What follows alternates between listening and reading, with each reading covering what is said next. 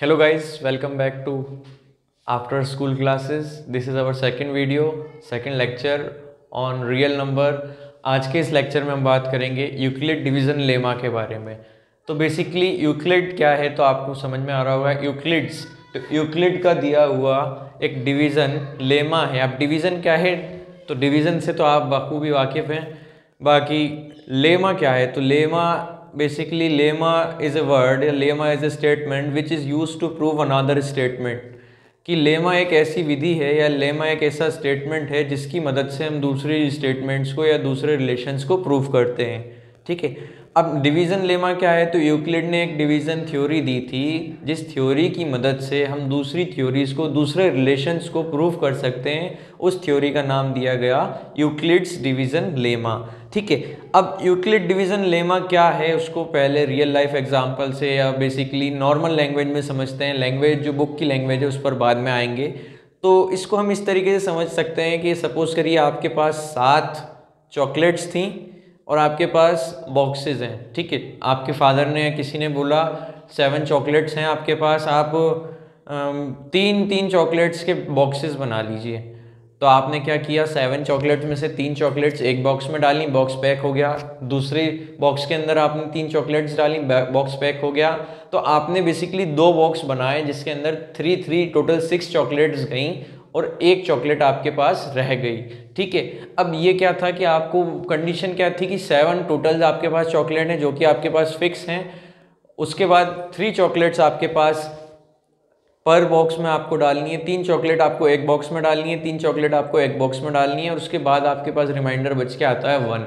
ठीक है, तो ये सिनेरियो पूरा था। अब इसी चीज़ को अगर हम मैथमेटिकली लिखेंगे तो मैथमेटिकली किस तरीके से लिखेंगे, आपके पास थी 7 टॉफ़ीज़, इन सब के बारे में भी इन सबको भूल जाइए। 7 चॉकलेट्स आपके पास थी, 7 डिवाइड बाई 3 आपने क्या किया, एक बॉक्स के अंदर 3 डालनी थी। तो कैसे होगा, आपको आंसर पता है कि इसका आंसर आएगा 2। तो आपके पास आ जाएगा क्वोशिएंट एंड 1 आ जाएगा आपके पास रिमाइंडर। ठीक है, इससे आप बखूबी वाकिफ हैं। ये होता है डिविडेंड और ये होता है डिवाइजर। ठीक है, तो ये बेसिकली डिवीजन लेमा इसी थ्योरम को या इसी रिलेशन को दूसरे तरीके से डिफाइन करता है। अब अच्छा, लैंग्वेज के ऊपर चलते हैं। लैंग्वेज पर चलने से भी पहले एक चीज़ पर डिस्कस कर लेते हैं, इस रिलेशन को मैं किस तरीके से लिख सकता हूँ।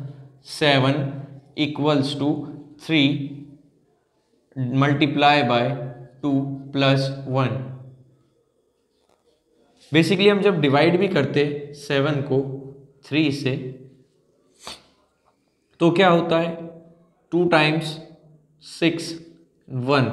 ओके, इसको मिक्स फ्रैक्शन में लिखते हैं तो मिक्स फ्रैक्शन में 3 2 1। अब इस मिक्स फ्रैक्शन को सॉल्व करते हैं तो मिक्स फ्रैक्शन को सॉल्व करने का तरीका क्या है, बेसिकली 3 को 2 से मल्टीप्लाई किया, 3 को 2 से मल्टीप्लाई किया, प्लस 1 कर दिया। और ये चीज़ हमने 6 क्लास के अंदर पढ़ी थी कि एक मिक्स फ्रैक्शन को इम्प्रॉपर फ्रैक्शन में किस तरीके से सॉल्व करते हैं। तो बेसिकली ये वही है यूक्लिड डिवीज़न लेमा, उसी को ओपन करके लिख दिया गया है। इसको अब डिस्कस करने से पहले हम लैंग्वेज पर डिस्कस करते हैं। इसको रब कर देते हैं क्या है, फिर आपको इजीली समझ में आ जाएगा। It states that given 2 integers a and b, क्या है, 2 integers a and b, there exists a unique pair of integers q and r such that a equal to b into q plus r where r is greater than equal to 0 where r is less than b। कहने का मतलब अगर इसी case को, chocolate वाले case को लिखा जाए वापस से तो 7 इक्वल्स टू 3 इंटू 2 प्लस 1। अब इनको अगर मैं वेरिएबल की फॉर्म में, स्टैंडर्ड फॉर्म में लाने के लिए वेरिएबल में चेंज कर देता हूं तो a इक्वल टू b, क्योंकि क्या है, अब बेसिकली बात की जाए 2 इंटीजर्स के बारे में बात हो रही थी, 7 और 3। 7 चॉकलेट्स थी, 3 का हमें पेयर बनाना था। तो 2 इंटीजर्स थे हमारे पास 7 और 3 जो कि फिक्स्ड थे। 7 और 3 क्या थे, a और b मान ली जाए तो वो 2 इंटीजर्स फिक्स्ड थे। उनको जब हमने डिवाइड किया तो 2 नए इंटीजर निकल के आते हैं। उसके अंदर एक q रहता है, q की वैल्यू मान ली हमने यहाँ पर आई तो 2, 2 यहाँ पर मान ली, इसको हमने यहाँ पर वेरिएबल की फॉर्म में q से शो कर दिया और यहाँ पर एक आ गया रिमाइंडर जिसको हमने प्लस r में लिख दिया जो कि 1 था। अब रिमाइंडर 0 भी हो सकता है, रिमाइंडर 1 भी हो सकता है, लेकिन रिमाइंडर क्या होगा, b से छोटा होगा, यानी कि जो r होगा वो क्या होगा, b से छोटा होगा। इस डिवीजन, इसको ही हम कहते हैं बेसिकली, नीचे वाले रिलेशन को ही हम कहते हैं यूक्लिड डिवीजन लेमा। ये आपके सामने यूक्लिड डिवीजन लेमा का क्या है, स्टैंडर्ड फॉर्म है। इसको अब किस तरीके से समझते हैं, सपोज कीजिए अगर हमारे पास 7 चॉकलेट्स ना होके 9 चॉकलेट्स होती तो 3 एक बॉक्स में चली जाती, 3 एक बॉक्स में चली जाती, 3 एक बॉक्स में चली जाती, हमारे पास रिमाइंडर बचता कि आपके पास कोई टॉफी नहीं बची, कोई चॉकलेट नहीं बची, तो आपका आर आ जाता 0। यही चीज यहाँ पर लिखी गई है कि आर की वैल्यू 0 भी हो सकती है, 0 से ज़्यादा भी हो सकती है, लेकिन b नहीं होगी। लेकिन कहने का मतलब 3 नहीं बचेंगी, b क्या है हमारा 3 है, तो 3 चॉकलेट्स नहीं बचेंगी कैसे भी। अगर 3 बचती तो हम एक और बॉक्स के अंदर डाल देते, तो b से कम ही होगी r की वैल्यू। इस वाले रिलेशन में बच्चे अटक जाते हैं, इसलिए बता दूं इसको चॉकलेट के एग्जांपल से, b की वैल्यू r से हमेशा ज्यादा होगी, यानी कि r की वैल्यू हमेशा कम होगी। r की वैल्यू 0 भी हो सकती है और 0 नहीं भी हो सकती है, लेकिन b से हमेशा छोटी ही रहेगी।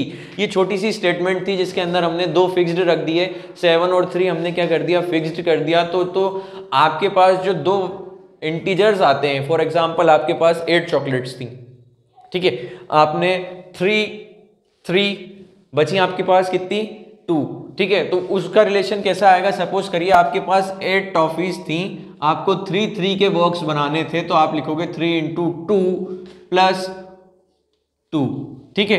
तो फिक्स्ड क्या था आपके पास, एक तो ये फिक्स्ड था, एक आपके पास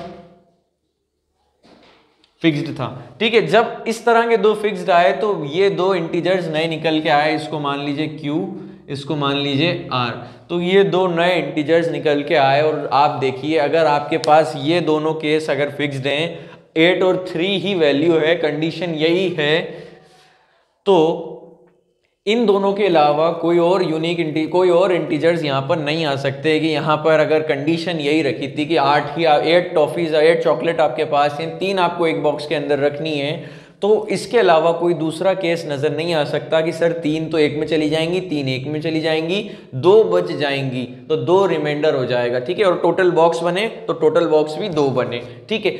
अब ये क्या है, ये जो फिक्स्ड आए ये भी क्या है, यूनिक आए। कहने का मतलब अगर ये दोनों कंडीशन फिक्स कर दी जाएं तो यूनिक आएंगे, मतलब यही आएंगे, इसके अलावा कोई दूसरे नहीं आएंगे। कहने का मतलब ये भी फिक्स्ड ही होंगे इनडायरेक्टली।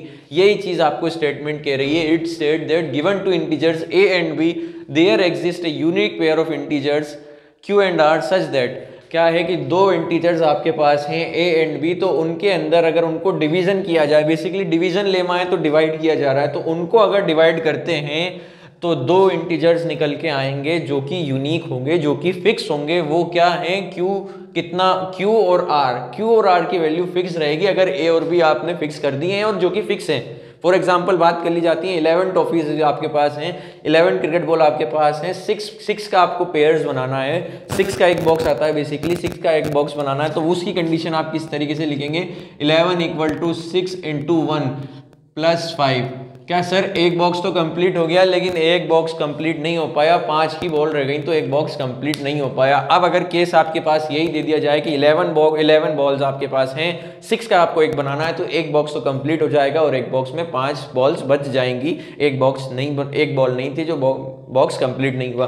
तो ये 2 इंटीजर्स थे, तो जो रिलेशन आया, ये 1 क्या है, q है, और यहाँ पर 5 क्या है, r है, तो ये वैल्यू भी फिक्स्ड रहेंगी। यही होता है यूनिक इंटीजर। तो बेसिकली यही आपकी थ्योरम है और इसका ये स्टैंडर्ड फॉर्म है। एक बार और रिपीट करते हैं, it state that given two integers a and b there exist a unique pair of integers q and r such that a = b × q + r, कि 2 इंटीजर्स a and b हैं, अगर उनको divide किया जाए तो 2 integers और निकल के आते हैं, q और r। उनका रिलेशन कुछ इस प्रकार है, जिसके अंदर r की वैल्यू 0 के बराबर हो सकती है या 0 से बड़ी हो सकती है, लेकिन b के बराबर नहीं होगी। अगर b के बराबर हो जाती, अगर बॉल वाला केस लिया जाए, b के बराबर हो जाती यानी कि 6 हो जाती, तो 6 होती तो नया बॉक्स बनते ही 0 आ जाती r की वैल्यू, लेकिन वो केस नहीं होगा, ठीक है। तो ये था यूक्लिड डिवीजन लेमा। आज की क्लास में इतना ही। अगली क्लास में हम डिस्कस करेंगे यूक्लिड डिवीजन एल्गोरिथम और इससे रिलेटेड क्या क्वेश्चंस बनते हैं और क्या डिफरेंस है एल्गोरिथम में और लेमा में, और किस तरीके के क्वेश्चंस आएंगे और उनको किस तरीके से सॉल्व किया जाता है। बड़ी ही आसानी से, बड़ी ही अच्छे तरीके से, रट के नहीं, समझ के सारी चीज़ों को पढ़ेंगे। वीडियो पसंद आई हो तो लाइक शेयर सब्सक्राइब ज़रूर करें, और इसके नोट्स हमारे टेलीग्राम चैनल पर आपको मिल जाएंगे। टेलीग्राम चैनल का लिंक डिस्क्रिप्शन में है और स्क्रीन पर भी आपको यूज़र नेम शो हो जाएगा। Thank you very much. मिलते हैं नेक्स्ट क्लास में, तब तक के लिए गुड बाय।